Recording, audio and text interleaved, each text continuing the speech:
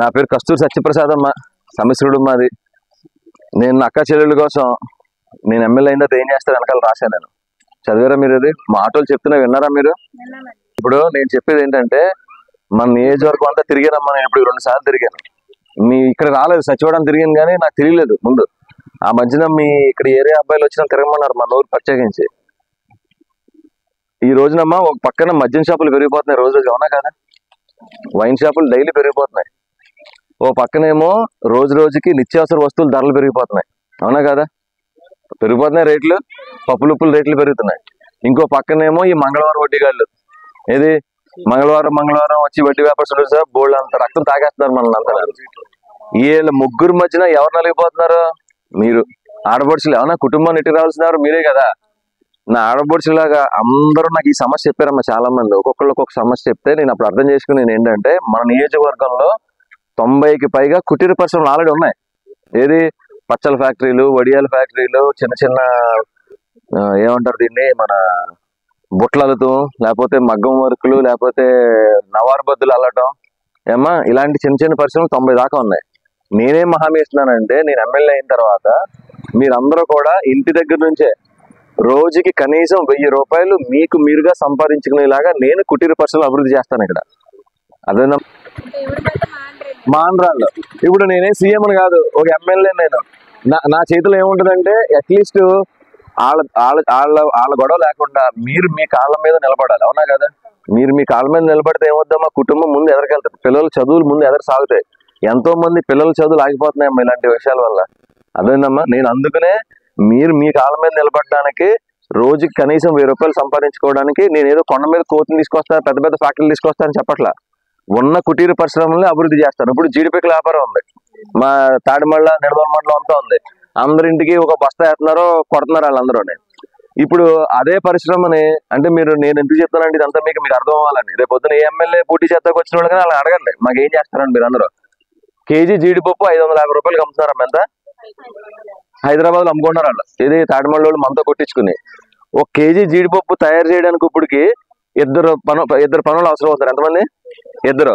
అదే నేను ఎమ్మెల్యే అయిన తర్వాత అదే జీడిపప్పుని ఎక్స్పోర్ట్ చేయడానికి అందరూ సహకరించారనుకోండి, వాళ్ళకి అదే జీడిపప్పు దుబాయ్లో అక్కడ ఇక్కడ 1050 రూపాయలకి అమ్ముతారు. ఎంతండి? అప్పుడు కావాల్సిన పనోళ్ళు 6. అంటే 2 పనోళ్ళు ఎంతమంది అయ్యారమ్మా? ఎక్స్ట్రా 4 అయ్యారు. అంటే ఇంకొక 4కి పని దొరుకుద్ది. రెండోది ఏంటంటే అండి 1050 కదా. 1050 అంటే ఇప్పుడు 250 ఎంత సంపాదించుకుంటారమ్మా రోజుకి. అదే వాళ్ళకి రేటు పెరిగే కొద్ది ఏమవుద్దంటే మీకు పని పెరుగుద్ది, జీతం పెరుగుద్ది. అదేంటండి, అది చెయ్యాలంటే నాలంటాడు ఒకసారి దాని మీద అవగాహన ఉంది నాకు. ఎందుకంటే నేను ఇప్పటి వరకు 80 దేశాలు తిరిగానమ్మా. మన దేశం మొత్తం నలుమూలలు తిరిగేశాను. మన ఊరిని ఎలా అభివృద్ధి చేయాలి, మన ఏరియాని ఎలా అభివృద్ధి చేయాలి, మహిళల్ని ఎలాగ వాళ్ళ కాళ్ళ మీద వాళ్ళు నిలబడ్డానికి నేను ఏం చేయాలన్న దాని మీద నాకు పూర్తి అవగాహన ఉంది. నేను ఏ రాజకీయాలు మాట్లాడలేదు, నాకు రాజకీయ అనుభవం కూడా లేదు. మీరు అడిగారు అనుకోప్పుడు నాకు రాజకీయం గురించి తెలియదు. అర్థమైందా? రాజకీయ నాయకులు ఏం చేస్తారు, ఫోటో కోసం బాగున్నారమ్మా, వీళ్ళు నా చెల్లెళ్ళు నా అక్కలు, నేను మీ అందరికీ తోడు ఉంటాను, ఎల్లప్పుడు మీ ఏమంటారు అభివృద్ధికే ఓటేద్దాం ఉంటారు, అవునా కాదు నేను చెప్పేది? నేను ఏం చెప్పట్లా, నేను ఒకటే చెప్తున్నాను, నన్ను నమ్మండి. నేను మీరందరూ మీ కాళ్ళ మీద మీరు నిలబడేలాగా నేను నా సాయి శక్తిలో ప్రయత్నించి నేను దీన్ని సక్సెస్ చేయగలను. అర్థమైందా? నేనేం బయట చెప్పట్లే కదా, ఇప్పుడు ఉన్నదాని గురించి చెప్తున్నా. మీరు ఒక అవకాశం ఇచ్చారనుకోండి నాకు, నా ఆడపడుచుల ముందు వాళ్ళ కష్టాల నుంచి నేను బయట తీసుకొస్తాను. ఎందుకంటే ఈ రోజు చాలా ఇబ్బంది పడిపోతున్నారు అమ్మ అందరూ ఈ మద్యం షాపుల వల్ల. ఒక ఆవిడైతే ఏడ్చేసింది నాకు ఊర్లో పట్టుకున్నాను, ఎందుకంటే దానికి వ్యసనం అయిపోయాడు, మొత్తం డబ్బులన్నీ వెళ్ళిపోతున్నాయని. ఇప్పుడు నేను అది ఆపలేను, అవునా? అది ఒక అవకాశం ఏమని చెల్లమ్మా, నేను కరెక్ట్గా చెప్తున్నాను లేదా? ఇప్పుడు రాజకీయాల్లో మీ అందరికి ధైర్యం ఉండాలి ముందు నాకు ఓటేయాలంటే. ఎందుకంటే ఓ పార్టీ వాళ్ళు వచ్చి కులం గురించో లేకపోతే ఇంకో దానికి మాట్లాడతారు. ఇంకొక ఆయన వచ్చి ఏమంటాడంటే డబ్బులు ఇస్తామని ఇంకో పార్టీ వాళ్ళు మాట్లాడతారు. వాళ్ళందరినీ దాటుకొచ్చి మీరు నాకు ఓటేయాలి, అవునా? వాళ్ళందరినీ దాటుకొచ్చి నాకు ఓటేయాలని ధైర్యం ఉంది. ఎందుకు? ఈ అన్నయ్యకి వేస్తే నగ్గుతాడా లేదా, మన ఓటు వేస్ట్ అయిపోద్దేమో, ఇవన్నీ ఉంటాయి మీకు, అవునా? కానీ ఒకసారి ఆలోచించండి, 100 మెట్లు ఎక్కాలంటే ఫస్ట్ మనం ఎన్ని మెట్లు ఎక్కాలి? ఫస్ట్ ఒక మెట్టు ఎక్కాలి. అది మీ ఓటు అనమాట. మీ ఒక్క ఓటు మీరు అందరూ ఆలోచిస్తే నేను నగను. మీరు అందరూ కూడా సరే మిగతా వాళ్ళు వేస్తారా లేదా తర్వాత విషయం, నా ఒక్క ఓటు అభివృద్ధికి వేసారనుకోండి, నేను మీ అందరికీ వెనకాల ఉండి సపోర్ట్ చేస్తానమ్మా. నాకు కులాలు మతాలు రాజకీయాలు ఏ ఫీలింగ్ లేదు. పైన జగన్ గారు వస్తే ఆయనతో కలిసి పనిచేస్తాను, చంద్రబాబు నాయుడు వస్తే ఆయనతో కలిసి పనిచేస్తాను. ఎవరు సీఎం అయితే నా చేతిలో లేదు, ఎవరైనా కానీ వాళ్ళతో కలిసి పనిచేస్తాను. నేను అవసరమైతే వాళ్ళతో పోరాడతాను.